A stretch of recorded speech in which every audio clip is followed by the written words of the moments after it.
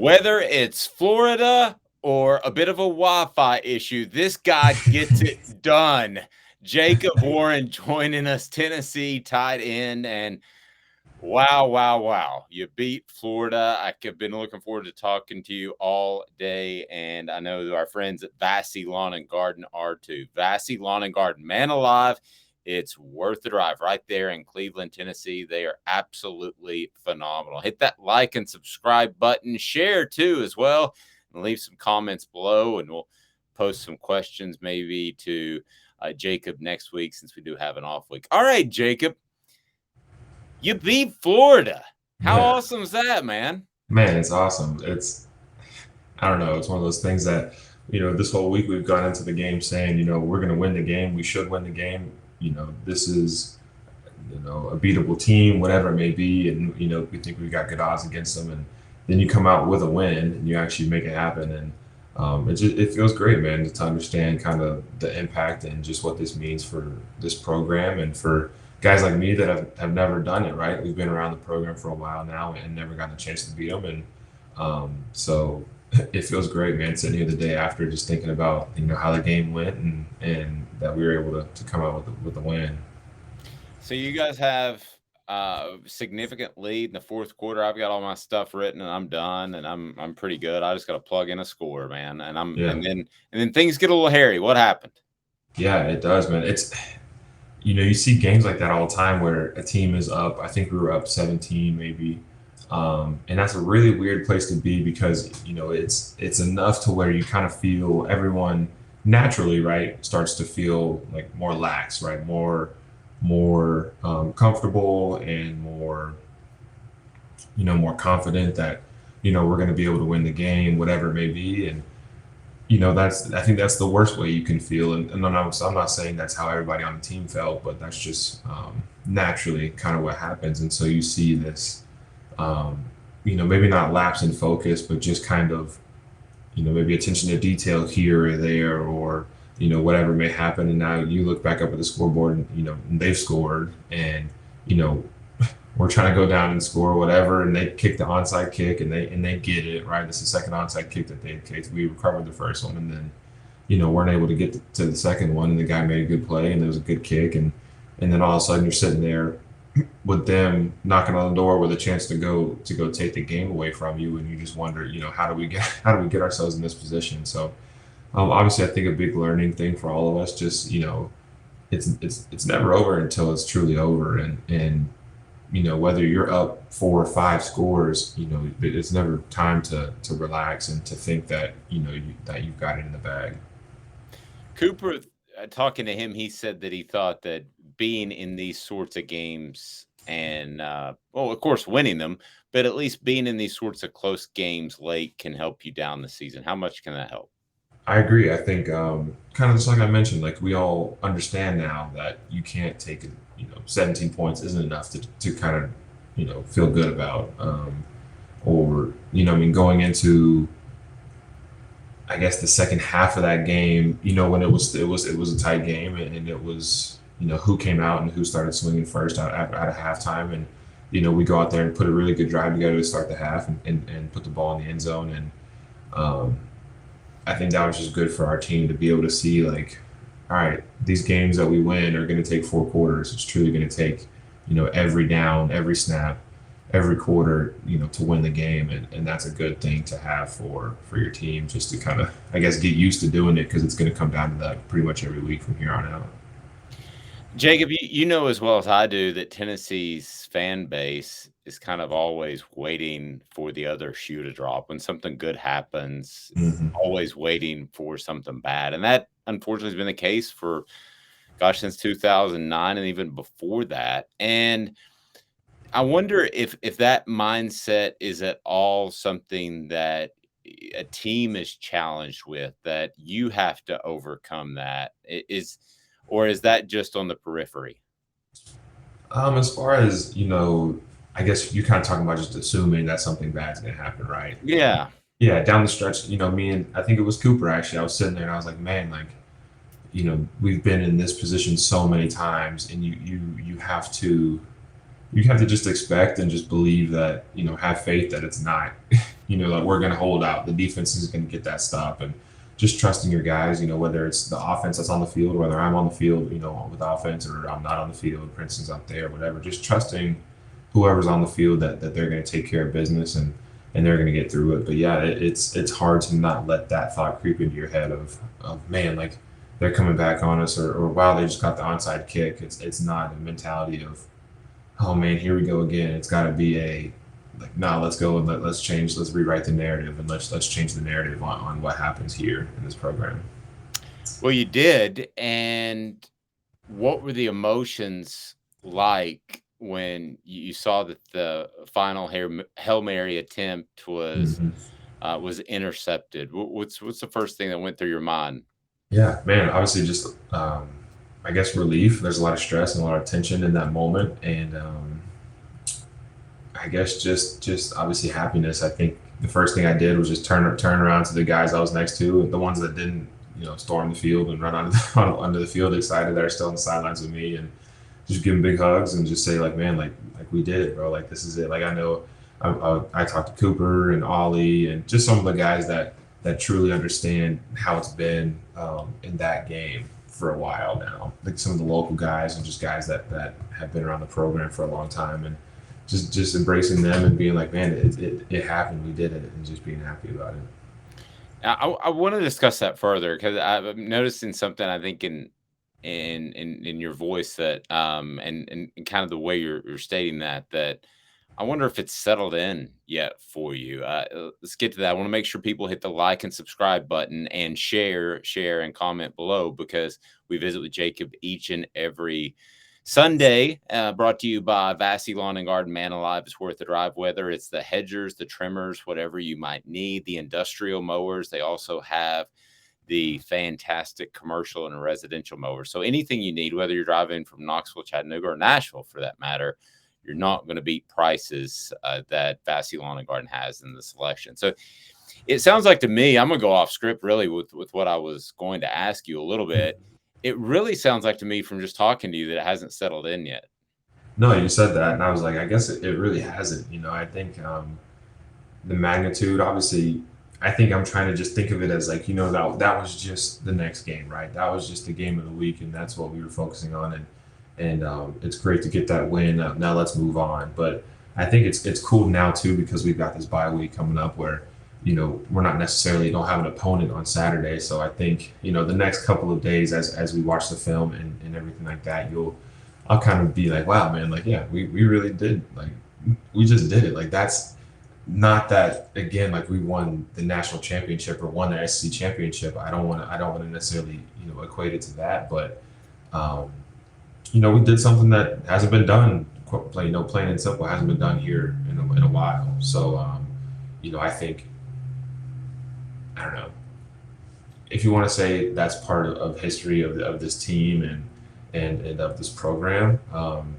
I think I'm just super happy and excited to be a part of it, and I think to play a pretty good role in the success and in the win. And so I don't know. Yeah, I guess you're not wrong. I don't think it's necessarily set in the magnitude of what happened, but I think it might be a good thing. Kind of just trying to keep my head on straight about it and just be like, yeah, we won the game, and that's how we're supposed to do. So I learned when I was your age that if you yell in a press area about a game, you will be quickly asked to not do that, or you will be removed. So I don't, yeah, I don't yell at the screen very often. hmm It's very quiet in the press box, especially at Neyland. But I don't watch games from there any longer.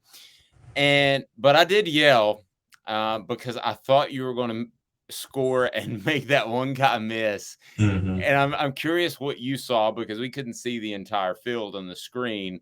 If you make that guy miss, do you score? It was a fantastic 40+ yard reception.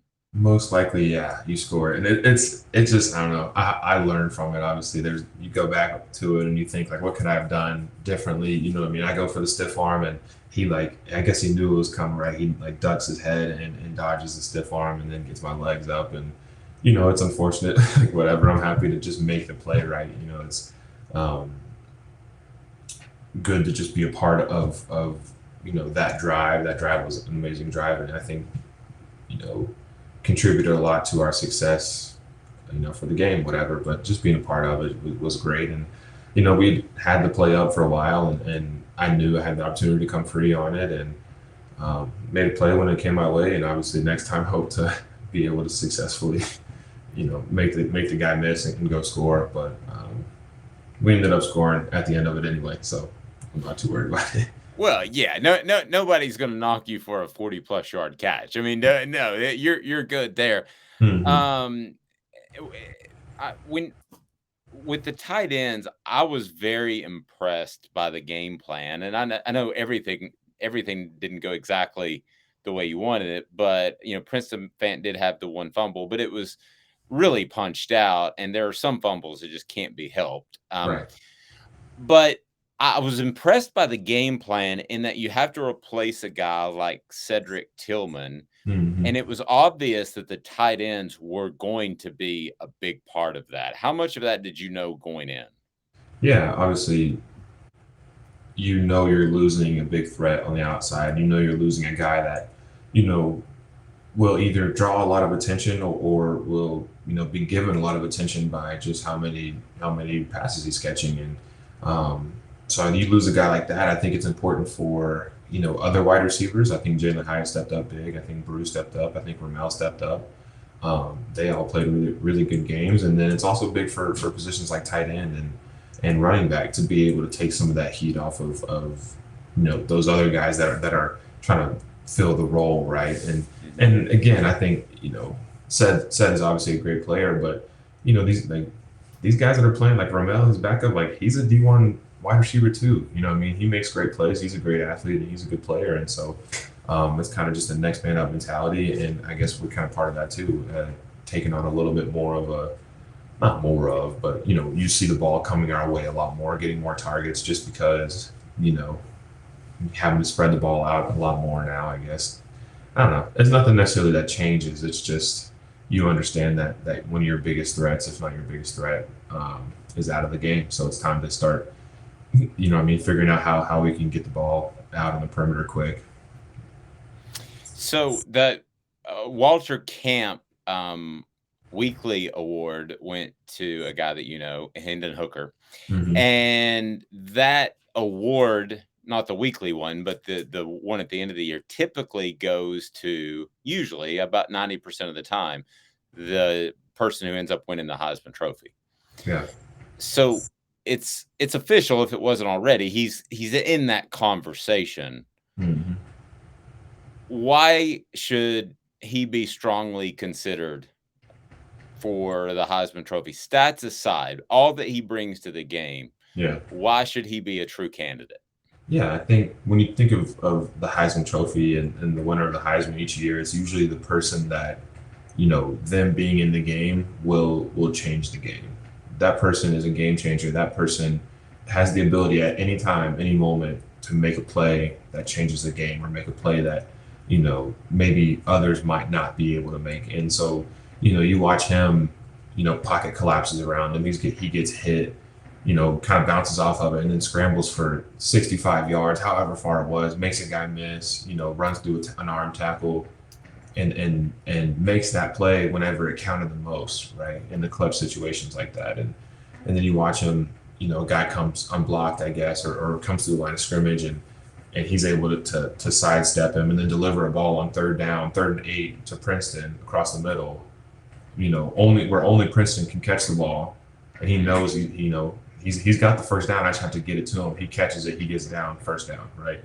Just making plays like that and being, I guess I don't know. I said it earlier. Just being a game changer, I think, is the biggest quality of, a Heisman winner in my book. Whether that's a defensive guy, a running back, a quarterback, whatever it is. But I mean, Hendon fits that, and I think he does that, and he has done that, and he'll continue to be that guy for us. And hopefully, at the end of the year, there'll be no denying whether he should be in that contention or not. He's so cool, calm, and collected, poised, both Mm-hmm. when it comes to press settings or on the field. But he got a little fiery there for a moment Mm-hmm. Yeah. on Saturday. Have you seen that side before? That good fire raging out a little bit? Yeah, of course. Yeah, Hendon. like you said, he's very calculated in the way that he handles himself and that he presents himself to the media and to fans and to, even just people that he meets on a daily basis. But yeah, you get on the field with him, and I guess not a lot of people know, but yeah, he's like he'll give it to you. Like he's got fire, he's got swagger, he's got, like they say, that dog in him, right? That's what they say, like that dog. And like, man, he truly does. Like he's a competitor, and he wants it in the most out of anybody. And so I think that that kind of comes out in situations like that where, I mean, he's, maybe takes a hit or whatever, and the guy's talking to him, he'll give it right back to him and say, all right, you're gonna have to do it next play. And I might like, it's gonna be different next time, right? I'm like, I don't know. He's just the way he goes about his business, and it's never chippy, and it's never, dirty. It's never, after the whistle when he's trying to hit people or whatever. It's truly just his competitive nature and how he carries himself on the field. I go back to SEC media days and I ask him about the future, and Mhm. almost every person in his position would say, after college, want to go to the NFL. He didn't even say the acronym NFL, National Football League. He Mhm. immediately talked about being a coach and giving back to the youth through football. So I was like, wow. Yeah. So with that as a backdrop, do you think Hendon Hooker really cares if he's a Heisman candidate? Um, I mean, yeah, I think so. I know that's probably like, one of his aspirations and something that he knows he can accomplish. But, again, at the end of the day, I think, you know, if he puts the season together and the everything's pointing like he should at least be in contention. I think, yeah, obviously he'd be upset if he didn't get considered, but again, like you said, like the guy knows exactly what he wants and where he wants to end up, and without putting words in his mouth or whatever, from what I can tell, like he just wants to be able to take care of his family. He wants to be able to take care of himself and do what he loves doing, and so. Whether he's a Heisman candidate and he gets to be in all those, Toyota commercials or whatever, Nissan commercials, whatever it is. And I'm sure he doesn't really care at the end of the day, as long as he's happy and he's doing what he loves to do. So, yeah, I mean, he would love to win it, I'm sure. But if he doesn't, I'm sure he'll be all right. Yeah, well, maybe we can get him a Toro. Man alive, it's worth a drop. Brought to you Yeah. by Vassy Lawn and Garden. Um, as far as this off week, how do you make sure that it's a benefit to this team? And how do you make sure that you're not lax after such a big win? I mean, every other human being would have a sense of relief, and then you've got an off week. So, double question, bad journalism. Is it a good time for an off week? And if so, how do you make sure that it plays out the way you need it to be a better football team against LSU in a few days? Yeah, bye weeks are all about just maturity and your preparation, maturity, and just the way you go about the day to day. Because, like you said, it can be really easy to kind of just, relax and be like, okay, well, we don't have an opponent this week, so we'll worry about LSU next week, or we'll worry about getting ready for the game next week, whatever. But I think and I think we will. I think just attacking the week in a way of let's use this time to get better. Now that we don't have to specifically focus on one person and or on one team or one defense, whatever. Let's go out there and try to execute and get better with the technique or the fundamentals of what we're trying to get done, and kind of get back to the basics of what makes us successful as an offense and as a defense, whatever, special teams. And just kind of hone in on those things, and while also kind of preparing yourself for the next game. And I think it's kind of just a recenter and a refresh, and just kind of getting ready to go on this next stretch of games where we play a lot of really good football teams. So Hit that like and subscribe button. Also, share. We greatly appreciate that. Jacob Warren's appearance on the Vol Report brought to you by Bassey Lawn and Garden. Man alive, it's worth the drive. Again, Bassey Lawn and Garden has everything from industrial to residential mowers, and you will absolutely love Bassey Lawn and Garden and their prices and their selection. So, Jacob, great stuff. The last thing I do want to ask you is, it the first person you talked to that wasn't a part of your team, that wasn't a mm, coach, that wasn't a player? Who was it? What was that conversation about? And how emotional was it at the time? Yeah. So I think, like, obviously my parents kind of met me after the game, and I was talking with my dad and my mom just about obviously my mom's like, oh, great game, like it was awesome. I love watching you. How do you feel, whatever. And my dad was very much the same way, but my dad's also asked about all types of things, right, about the game. He asked if they were talking trash, or if they were what I mean, how the energy was, or what happened on this, or I saw you on that one insert when you kind of ducked your head or whatever, and then I saw you kind of correct it and come back and make that play with when Hendon scored or whatever. So just kind of talking ball with them. But I think one that I kind of sticks out was so, like, I guess kind of my mentor, right? They kind of set up this VFL mentor thing a couple years ago, and I've kept up with mine. And he actually works with my dad at the Harper Volkswagen, right? So Yeah. his name's Chris Brown. He Oh, called yeah. and he FaceTimes me. He's like, Jacob, let's go. And he's just like screaming into the mic. And he's so excited. And like I said, he's a VFL, and he played here. And so it's kind of like that big bro mentality. He's been through a lot of the same things. Obviously, he played Florida many a times. And I think just him sharing that emotion, that excitement with me in that moment was really cool. So, of Happy for you, man. Happy course, for you. thank you. Just can't Thank you. can't say it enough times. But thought about you guys, you and Coop, all day yesterday, and wanted things to go well for you because you're so fantastic to work with. So, have a fantastic off week, and again, congratulations. This has been a presentation of Off the Hook Sports. Tennessee beats Florida. That's Jacob Warren right there, brought to you by Vassy Lawn and Garden.